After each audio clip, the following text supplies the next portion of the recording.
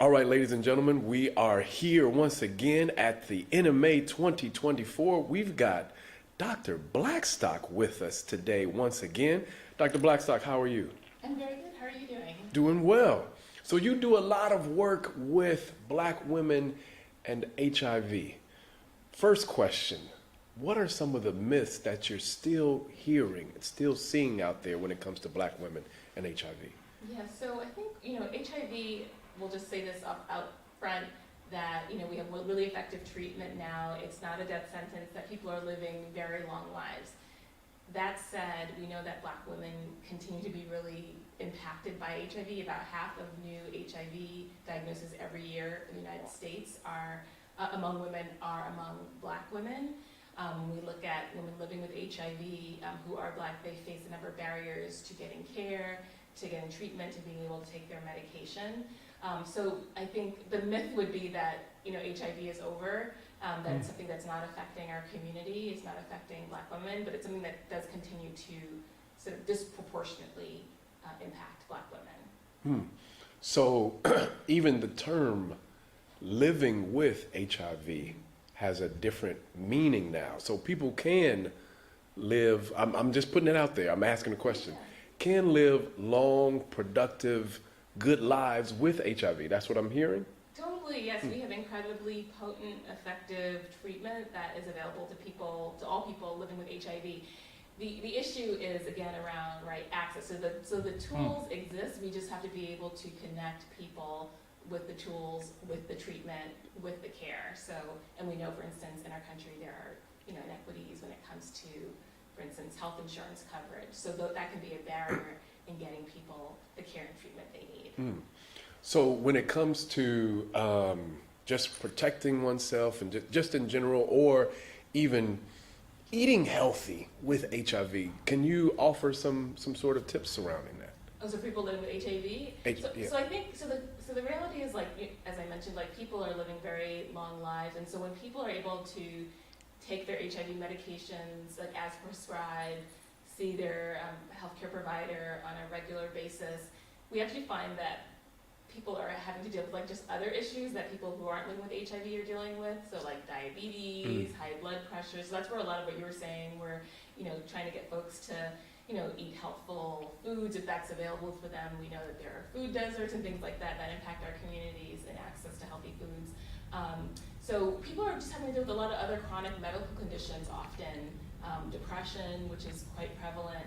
So we want to make sure that when our patients are living with HIV, that they're not just getting the care for HIV, but they're also getting care for some of the other aspects of their lives and their health. Wow, that's so important. One of our studies, the users overwhelmingly said that they wanted doctors to treat them as the whole person, not just for the condition. So what you're doing there is incredibly important. Can you speak about some of the resources and tools that are available now? Yes, so the really great part is that since the beginning of the HIV epidemic, we now have some really effective tools to prevent HIV infection.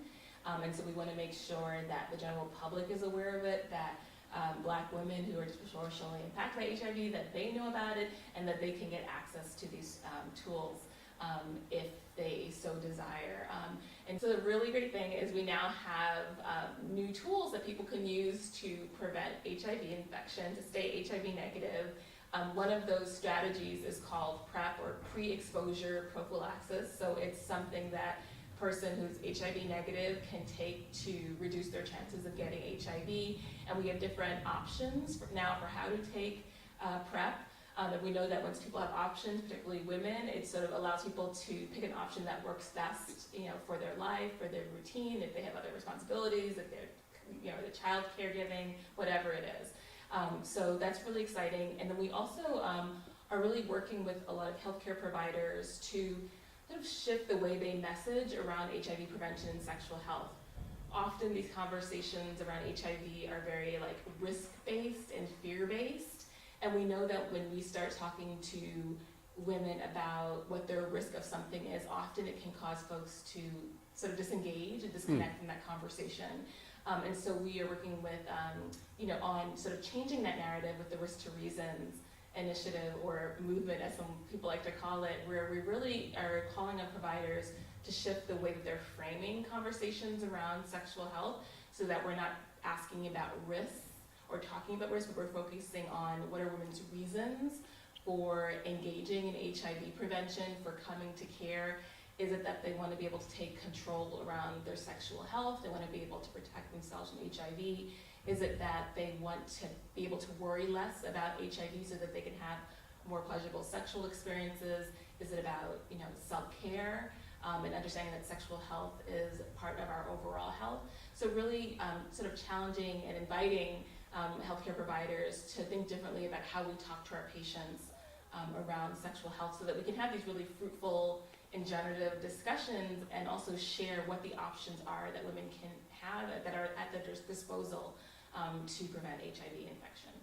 Wow, that's so important. One of the main questions people ask when it comes to HIV and HIV prevention on our platform is, how can I have a relationship, a good relationship after HIV diagnosis? So you're saying that there's tools out there now that will enable us to do that. Right. So say, like, if someone is living with HIV and they are taking effective treatment and they're adhering to it, there's something called undetectable equals untransmittable. So if someone's taking their medication, their viral load is undetectable, or it's very suppressed, they have effectively no risk of passing that on to any of their sexual partners. So it's also called U equals U. Again, undetectable equals untransmittable. And for people who are not living with HIV, people who are HIV negative, they can take pre-exposure prophylaxis. Again, there are different options for how to take that to prevent HIV infection. And there's also something called post-exposure prophylaxis as well, that people can take after they've had a potentially high-risk exposure if they're concerned about having gotten HIV. So there are lots of options that are available to folks. And also just to say that it can be sometimes hard to have these conversations with our healthcare providers. We may feel uncomfortable. We may not know what questions to ask. And so risktoreasons.com actually has more information about sort of how to have these conversations with our patients if we're providers, and then for our patients, how to sort of raise these issues with our healthcare providers. Wow, that's so good. Dr. BlackStock, you're so passionate about this and about Black women and HIV prevention. What keeps you going every day? Yes, well, honestly, I feel like, first of all, anything that's going to disproportionately impact Black women, I'm going to care about and be invested in. So that's one thing. But I really do feel like my purpose here on Earth is to be able to keep, my community informed. If I can shift the needle a little bit in terms of our health and well-being, I'm going to try to do that, and I do that by connecting with my patients, connecting with other healthcare providers, sort of elevating messages that I know can ultimately be very life-affirming for us as a community. Wow. Well, thank you for stepping into and walking in your purpose. It's helping so many people. Thank you.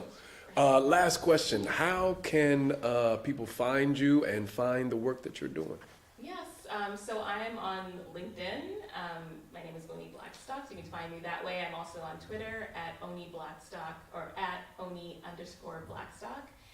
You can find me that way. And again, risktoreasons.com has tons of information for both consumers or patients or for healthcare providers about how we can move the conversation around HIV prevention and sexual health forward. Awesome. These are the type of conversations that we want to have surrounding HIV prevention. So thank you for sharing, and thank you for being here, right here with us at the NMA 2024.